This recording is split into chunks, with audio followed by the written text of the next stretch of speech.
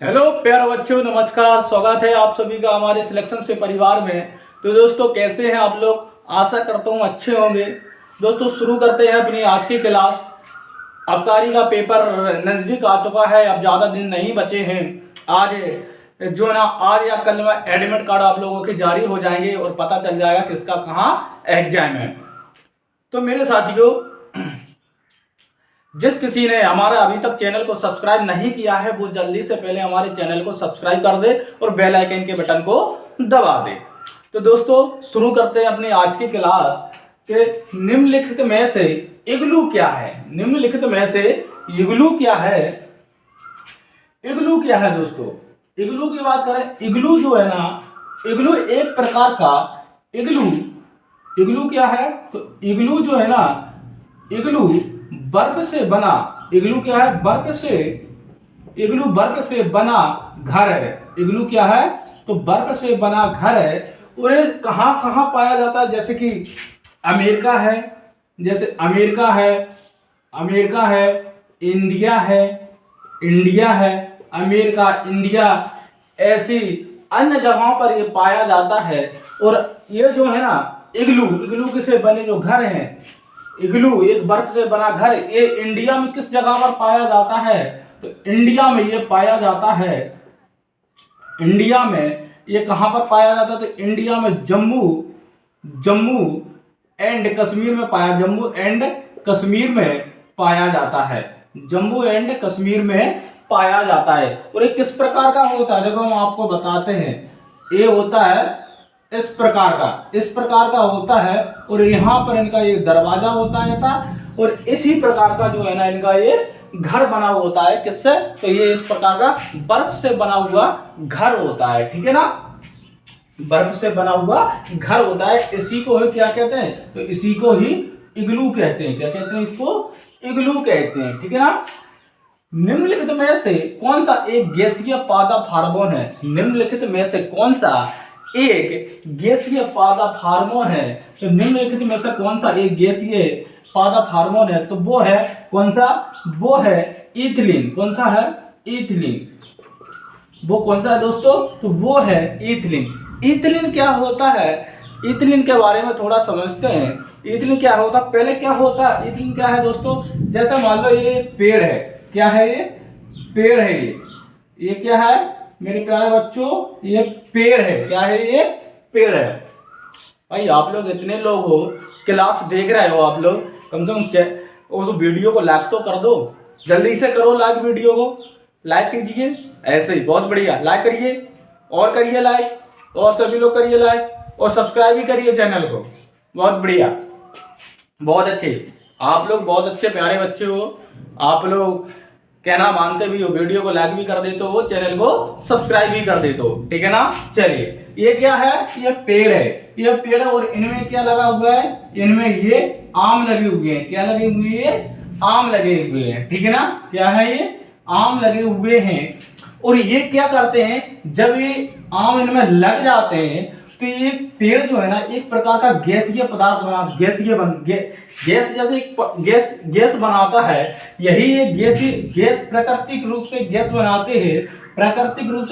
वही गैस जो है ना, इन फलों को पकाती है। और इन फलों को पकाती है, यही क्या है? वो एथिलीन है। क्या है? ये एथिलीन है। यही जो है ना, ये आम को पकाती हुई क्या है? वो एथिलीन गैस है। ठीक है ना। और अब आजकल के डेट में क्या होगा? अब तो वो गैस प्राकृतिक रूप से वो पकाते ही नहीं है, अब तो तोड़ लाते हैं और अपना केमिकल से करते हैं सब कुछ पकाना वगैरह। ठीक है ना।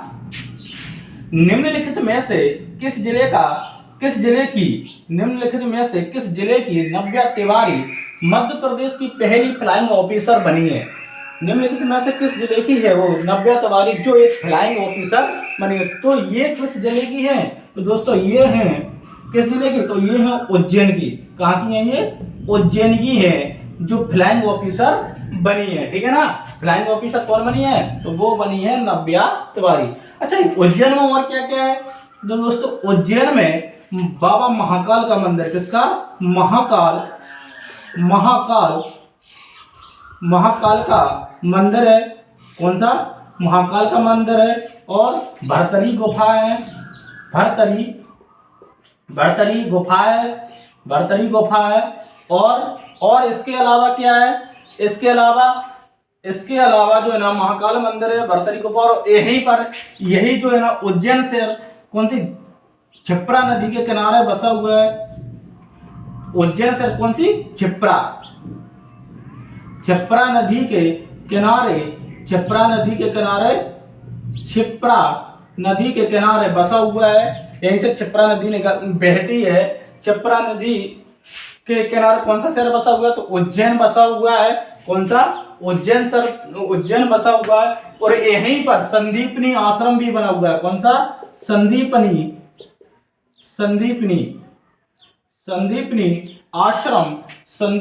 आश्रम भी यहीं पर बना हुआ है, जहां पर भगवान श्री कृष्ण और इन्हीं के मित्र सुदामा जी ने यहाँ पर शिक्षा ग्रहण की थी। और यहाँ पर एक मंदिर और बना हुआ है, शेषनाग मंदिर। ये जो मंदिर है, ये 12 साल में एक बार पट खुलते, कितने, 12 साल बाद एक बार इसके जो है ना पट खुलते हैं। वो भी कब, वो भी नाग पंचमी के दिन खुलते हैं। कब खुलते हैं, तो दोस्तों नाग पंचमी के दिन खुलते हैं। ठीक है, नाग पंचमी के दिन खुलते हैं। अगला क्वेश्चन देखते हैं। अगला क्वेश्चन क्या है, तो अगला क्वेश्चन है, निम्नलिखित में से कौन सा अंग सिरोसिस रोग से संबंधित है। निम्नलिखित में से कौन सा रोग है जो सिरोसिस रोग से संबंधित है। कौन से रोग से, सिरोसिस रोग से संबंधित है। तो वो है कौन सा रोग है, कौन सा अंग है जो सिरोसिस रोग से संबंधित है दोस्तों, वो है यकृत। कौन सा है, यकृत है। कौन सा है वो यकृत है। यकृत मतलब कि लीवर है। क्या है, लीवर है। ठीक है ना, यकृत है, उसी को ही लीवर कहते हैं। समझ गए ना। तो इसका जो वजन है, लीवर का जो वजन है, यकृत का जो वजन है, वो कितना होता है, वो होता है 1.5 से, यानी कि 1.5 से लेकर के 1.5 किलोग्राम से लेकर के 1.5 किलोग्राम से 1.5 किलोग्राम से लेकर के कितना, तो 2 किलोग्राम तक होता है। कितना होता है, 2 किलोग्राम तक इसका जो है ना वो वजन होता है। किसका, लीवर को। इसी को ही जिगर भी कहते हैं। क्या कहते हैं, इसी को जिगर भी कहते हैं। इसी को क्या कहते हैं, इसको, तो इसी को ही जिगर भी कहते हैं। ठीक है ना, क्या कहते हैं इसको, तो इसी को ही जिगर भी कहते हैं। समझ गए ना। इसमें यकृत में जो है विटामिन ए ग्रहित रहता है। इसमें विटामिन ए जो है ना संग्रहित रहता है। किसमें, इसमें लीवर में, यानी कि यकृत में। अगला देखते हैं, निम्नलिखित में से शहद उत्पादन के लिए कौन सा जिला प्रसिद्ध है। निम्नलिखित में से शहद उत्पादन के लिए कौन सा जो जिला है वो प्रसिद्ध है, तो वो है दोस्तों, कौन सा जिला है, वो है कौन सा जिला, तो वो है मुरैना। कौन सा जिला है, मुरैना में जो है ना शहद बहुत उत्पादन होती है। बहुत ही ज्यादा मुरैना से शहद प्राप्त होती है। मुरैना में ही और क्या प्राप्त होता है, तो दोस्तों मुरैना में क्या होता है, तो मुरैना में सरसों सबसे ज्यादा उत्पादन होती है। क्या, सरसों बहुत ज्यादा उत्पादन होती है। मुरैना में सरसों होती है। और भिंड में भी क्या होती है, और भिंड जिले में भी क्या होती है, सबसे ज्यादा सरसों उत्पादन होती है। और एक बात और ध्यान रहे, भिंड जिले के गोहद में, भिंड जिले के कहा, भिंड जिले के एक गोहद नामक क्षेत्र पड़ता है। यहाँ पर गोहद, कहां पर, गोहद में सबसे कम वर्षा होती है। क्या होती है गोहद में, तो दोस्तों सबसे कम वर्षा होती है। सबसे कम वर्षा होती है कहां पर, ये गोहद में होती है सबसे कम वर्षा। अच्छा, मुरैना में ही क्या, मुरैना और किसके लिए प्रसिद्ध है, तो मुरैना जो है ना, मुरैना और किसके लिए प्रसिद्ध है, मुरैना जो है ना वो गजक के लिए, किसके लिए, गजक के लिए बहुत ज्यादा प्रसिद्ध है। मुरैना की जो गजक है उसे जीआई टैग मिल चुका है। क्या मिल चुका है, उसे जीआई टैग मिल चुका है। जीआई टैग मिला है। किसको, तो मुरैना की गजक को जीआई टैग मिला है। समझ गए ना। उसके अलावा मुरैना भी पहले स्थान, मध्य प्रदेश में पहले स्थान पर, मुरैना ही पहले स्थान पर किसमें है, दुग्ध उत्पादन में, किसमें, दुग्ध उत्पादन में मुरैना का प्रथम स्थान है। प्रथम स्थान है किसका, सबसे ज्यादा उत्पादन कहां से होता है दूध का, तो वो होता है मध्य प्रदेश में मुरैना जिले से सबसे ज्यादा दूध उत्पादन होता है।